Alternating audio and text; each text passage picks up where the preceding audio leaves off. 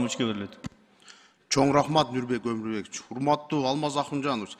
Бизде Кадамжай районунун Актурпак айыл аймагынын Минчинар деген айыл жайгашканда. Бул айыл чоң айыл.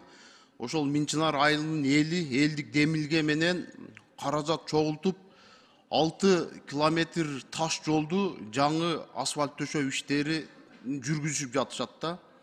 4 километр жолго элдин каражаты жетет, 2 километр жолго каражат жетпей жатат да.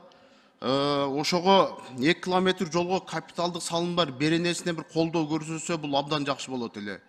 Эми 4 километрди эл өзү кылгандан кийин 2 километрге биз мамлекеттен жардам көрсөтүп койсок абдан жакшы болот. Ошол жерде таш жол, асфальт жолго айланып калат да. Экинчи маселе, бизде ошо Кадамжай районунун Үч Коргон жана Чабыбай автожолу бар. Бул автожолдо 1100 метр жол калган, асфальт төшөө иштери былтыры токтоп койгон. Ушул жолго да колдоо көрсөтсө, бул себеби Чабыбай айылы бул татаал шартка жайгашкан айылда. Ошондуктан ушул эки маселе боюнча Нурбек Өмүрбекович протоколдук тапшырма берип койсоңуз жакшы болот. Андан тышкары үчүнчү маселе, бизде Кадамжай районунда халктын саны 240 миңден ашты.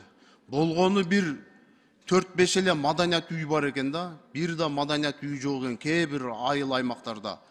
Ошо боюнча дагы Минкультурага Алмаз Акынжанович бир тапшырма берсеңиз, комиссия барып текшерип, кайсы айылга маданият үйүнү куруу зарыл болот. Ошол эле учурда маданият үйүнү ремонт кылууга дагы бир көңүл бурушуп, маданият үйлөрү бар экен, ремонт болбогон. Ошолорго да бир колдоо көрсөтсө жакшы болот эле. Ушул 3 маселе боюнча Нурбек Өмүрбекович протоколдук тапшырма берип коюңуз, көзөмөл кылайлы. Чоң рахмат.